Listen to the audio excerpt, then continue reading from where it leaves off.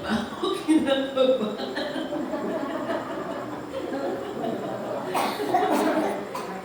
Sabi ko, ang lakas na loob ko, magtaas ng kamay.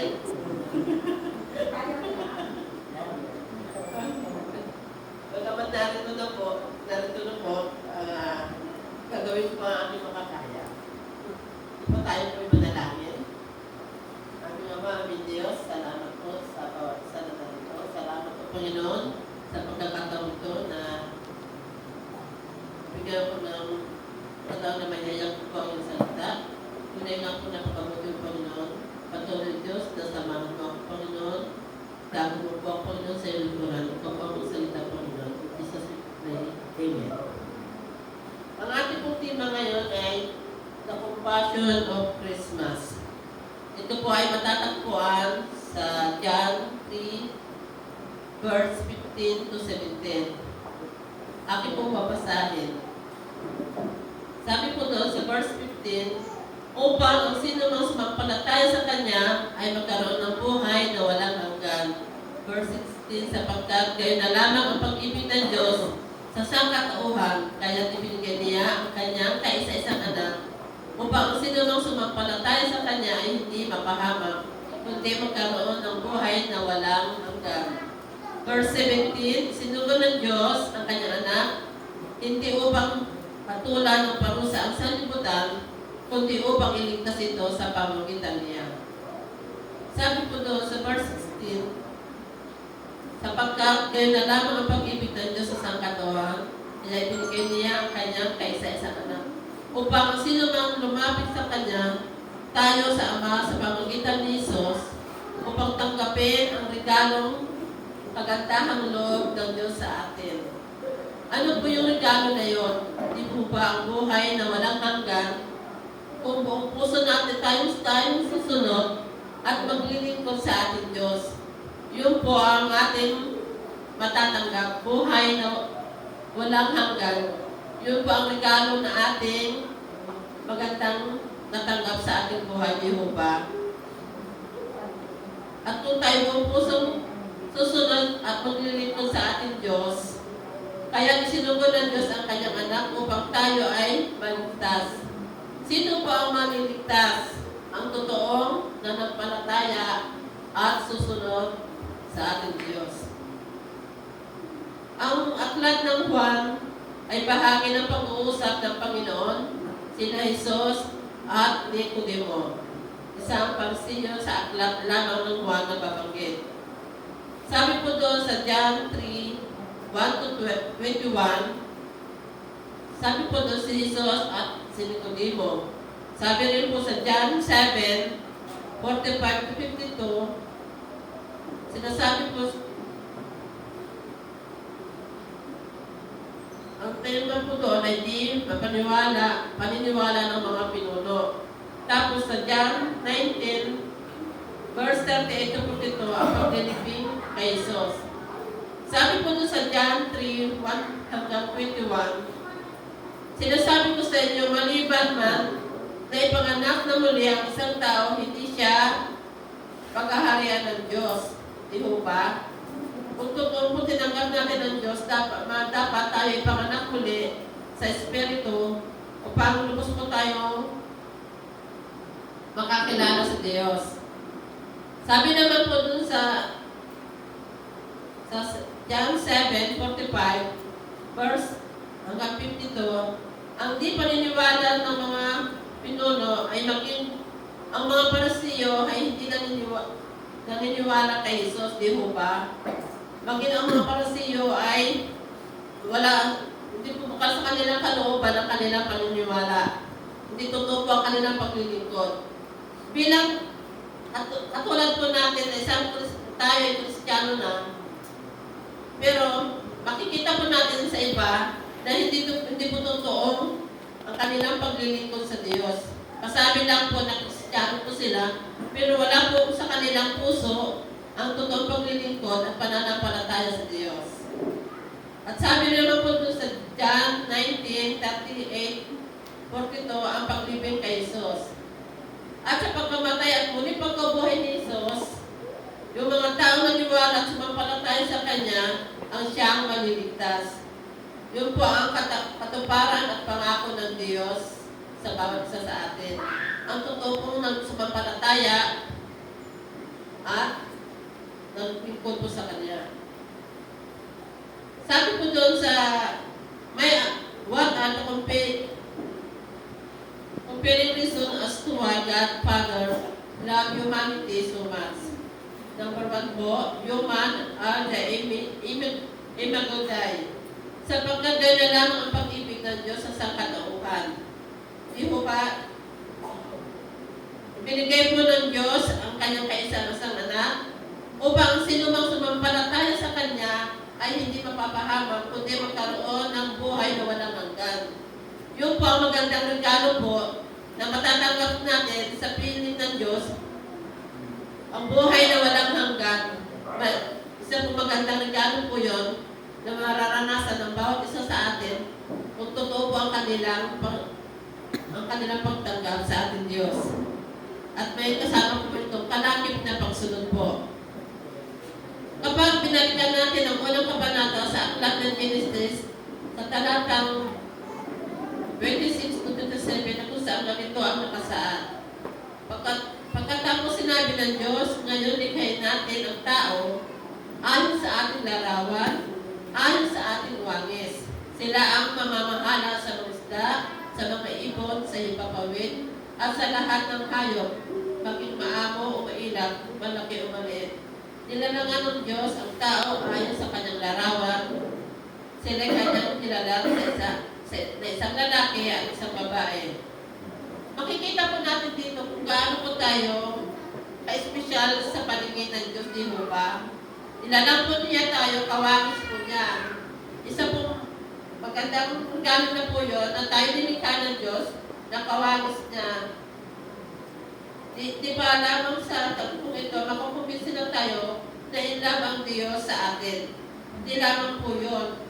Nung magkasala po sina Eva at Adan, ay tinitiyak pa ng Diyos na ipaghabi mo lang sila ng mga kasuutan bago sila palapasin sa hardin. Ganun po kabuti ang Diyos.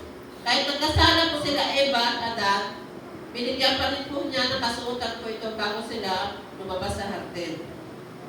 Kinakailangan silang palabasin sa hardin dahil maaaring makakais din sila ng maging ang bunga ng puno ng buhay na nagbubukso sa kanila para manatili sa ganong kalagayan pang walang hanggang. Walang duda na talagang mahal na mahal tayo ng Diyos ang sangkatauhan. Tanong, bakit po kaya mahal ng Diyos ang sangkatauhan? Sangkatauhan. Kasi bago man likhain ang mundong ito, na ipaghihinayang sa kaibuturan ng Diyos, ang kanyang panukala na walang sinuman ang maaaring humaglang. Kaya pala ang tao ay nilikha ayon mismo sa kanyang wangis, larawan, dahil siya na nagpagmamahal. Ang pagmamahal na ito ay nakatukoy mismo sa sangkatauhan, kaya sinabi sa talata, sapagkat gayon na lang ang pag-ibig ng Diyos sa sangkatauhan. Emphasize means ang pagsuko niya kay Jesus sa kanyang kapanganakan, incarnation, pagbabata sa cross, crucifixion, pagkabuhay ng muli, resurrection, at sa pag-akyat sa langit, ascension po, ay panukalan na po bago pa man likhain ang mundong ito dahil di masusukat ang pagmamahal ng Diyos sa sangkatauhan. Ikaw at ako, tayong lahat, na kanyang nilikha ay mahal na mahal ng Diyos. May nagmamahal sa iyo, may nagmamahal sa akin. Di mo ba? Pansinin po natin po yun. Dapat makita po ng bawat isa sa atin kung gaano po tayo kamahal ng Diyos. Kaya po, mula ngayon sa Kapaskuhan at sa darating naway, manatili ang katotohanan ito na nagdudulot ng kagalakan walang humpay sa ating mga puso. Kaya palagay na lamang ang pagmamahal ng Diyos Sa sangkatauhan, dahil bago pa naman niya nilikhain ang mundong ito, iniibig na tayo ng Diyos, gaya ng nilikha tayo ayon sa Kanyang larawan. Kaya dapat makita ng ibang tao na tulad natin na mananampalataya ay kawagis tayo ng Diyos. Dapat magandang halimbawa po tayo sa ating kapwa. May nakapagsabi na ho ba sa inyo na naging pagpapala po kayo sa kanila? Dapat makita po na may pakita natin sa ating kapwa na tayo ay maging kawangis ng Diyos. Tulad ng Diyos, tayo ay kawangis po niya. May ipakita po natin sa ating kapwa na gaano kabuti ang Diyos. Kaya dapat makita po ito ng tao sa ating sarili. Magiging magandang halimbawa po tayo sa kanila. Bilang nakakilala po tayo ngayon sa ating Diyos, huwag na ho natin balikan kung ano tayo noon. Nung hindi pa tayo nakakilala sa Panginoon, dapat kung ano yung ugali natin noon, dapat po na natin po itong iwanan. Dahil tayo pinago na ng Diyos ngayon. Naging kawangis na po niya tayo, kaya dapat po makita po ng ating kapwa kung gaano po kabuti ang Diyos nung tayo po ay nakilala, nung tayo nakakilala sa Diyos. Pangalawa po, human and heaven recipient. Sabi po dun sa verse 17, isinugo ng Diyos ang kanyang anak, hindi upang hatulan ng parusa ang sanlibutan, kundi upang iligtas ito sa pamamagitan niya. Ang tao po ay hindi pa para sa impyerno. Ang impyerno ay dinisenyo sa orihinal na layunin para sa diablo sa kanyang mga anghel. Sabi po sa Matthew 25, verse 41, sasabihin naman niya sa mga nasa kaliwa, lumayo kayo sa harapan ko. Kayo isinumpa, doon kayo sa apoy na di namamatay na hinanda para sa diablo at sa kanyang mga kampo. Bagamat ang apoy ay hindi namamatay sa impyerno, ay dinisenyo para sa diablo, sa kanyang mga anghel ay mapapabilang dito ang mga tao nasa ilalim ng kapangyarihan ng diablo na nag-aasal demonyo. Ano po ba ang pag-aasal demonyo? Sila po ang tao, suwain. Wag po natin, tulad po ng tayo anak ng Diyos, wag po natin hayaan na tayo maging suwain sa ating sarili.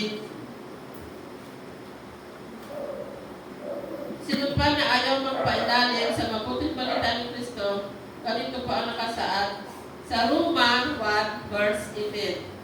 Nahahayag mula sa langit ang poon ng Diyos laban sa lahat ng kalapastangan at kasamaan ng mga taong dahil sa kanilang kasamaan ay hinahadangan ng katotohanan.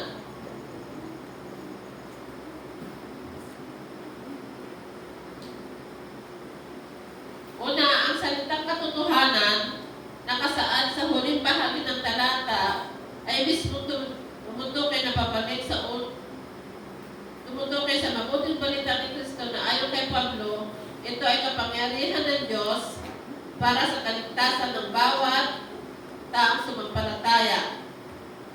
Hindi ko kinakahiyang ang magandang balita sapagkat ito ay kapangyarihan ng Diyos para sa kaligtasan ng bawat sumampalataya unay sa mga Hudyo at gayon sa mga Grego. Sapagkat sa magandang balita ay pinapakita paano tinutuwid ng Diyos ang kaugnayan ng tao sa Kanya. Ito ay sa pamamagitan ng pananampalataya buhat sa simula hanggang sa wakas. Tulad ng sinasabi sa kasulatan, ang tinuturing ng Diyos na matuwid sa pamamagitan ng pananampalataya ay mabubuhay. Ikalawa, ang salitang hinahadangan. Ang katotohanan ay nagpapakita na ang kanilang pagiging suwain dahil sa kahumalingan sa kasamaan at sa mundong ito. In other words, wala silang pagkaunawa dahil sinara nila ang kanilang mga patinig sa mabuting balita. Hindi dahil sa wala silang choice, kundi dahil kinahumbalikan nila ang kasamaan o kabuntuhan at ayaw nilang magpaawat dito. Naalala ko tuloy yung kwento ng alibughang anak. Hindi pinigilan ng kanyang ama ang kagustuhan ng anak na tahakin ang landas. Maaaring hindi bigay ng ama ang kanyang parte ng anak dahil siya malakas pa. Subalit, sadyang napakabuti ng ama. Di ho ba? Binigay niya ang hinihingi ng kanyang anak. Palauna, naubos ang mana ito dahil sa maling paggamit. At naranasan niyang magtiis sa hirap ng buhay, bunga niya ng maling desisyon. Akala kasi ng mga bata, walang tubilang sa anak. Minsan akala natin, pag tinuturuan tayo ng ating magulang, pag pinagsasabihan tayo ng ating magulang, pakiramdam po natin, inihigpitan tayo ng ating magulang. Pero bilang isang anak, dapat matuto tayo makinig kung ano man yung sinasabi ng ating magulang. Dahil ang payo ng walang magulang na nagsasabi sa kapapahamak ng anak, di ho ba? Ang anak, bilang anak, dapat tayo makinig sa payo po ng ating magulang dahil yun po ang nakakabuti.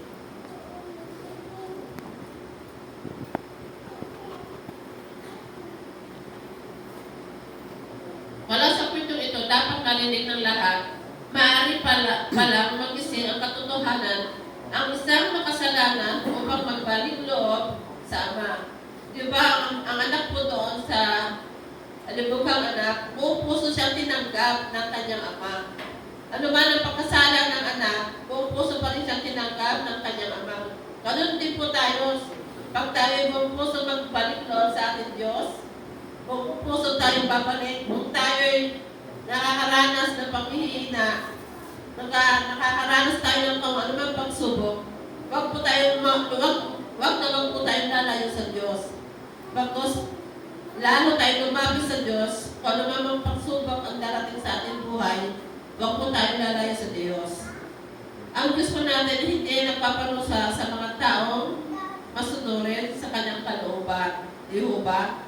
Mahal niya po ang sangkatauhan at lagi nakalaan nang may pananabik ang kanyang mga kamay sa sino mang taos-pusong nagbalik loob sa kanya.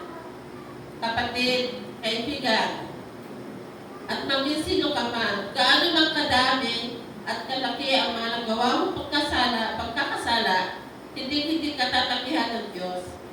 Matagal na siyang naghihintay sa iyo sapagkat ang lahat ay nais niyang magbalik loob ng may tunay na pagsisisi.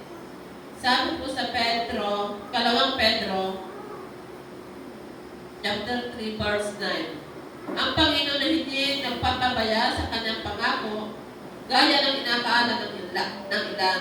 Sa halip, nagbibigay siya ng pagkakataon sa lahat sapagkat hindi niya nais na may papahamak, kundi ang lahat ay makapagsisi at tumalikod sa kasalanan. Ang Diyos po natin ay tunay na mapagmahal. Subalit siya rin ang makatulungan, di ho ba? Kaya tiyak na mapaparusahan ang mga suwain. Kung tiyak na mapaparusahan ang mga suwain, papanatilihin mo pa rin ba ang katigasan ng iyong puso? Matagal na siyang nananabik sa iyong pagbabalik loob. Mahal ka ng Diyos. Kaya sinukod niya ang puntong na anak. Kaya may Pasko dahil sa habag ng Diyos, tiyak na kapamahakan sa apoy ng impyerno. Ngunit ang sinasabi ng banal na Espiritu.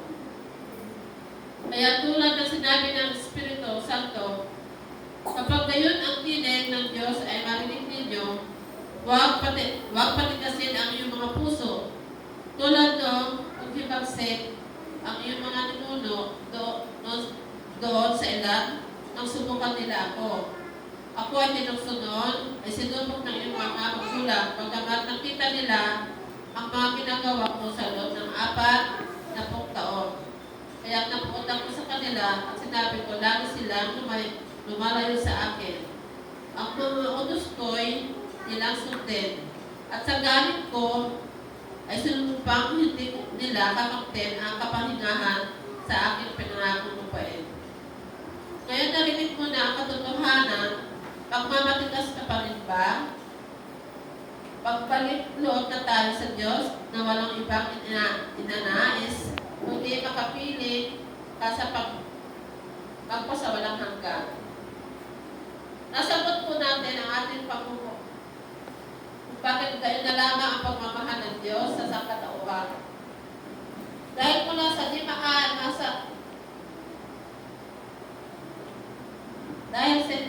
mula sa karunungan ay nagpasya ang Diyos na mahalin at gawin tagapagmana ang sangkatauhan sa pangwalang hanggang kayamanan ng langit. Katunayan nilikha niya ang tao ayon sa kanyang wangis at larawan. The compassion of Christmas is the expression of God.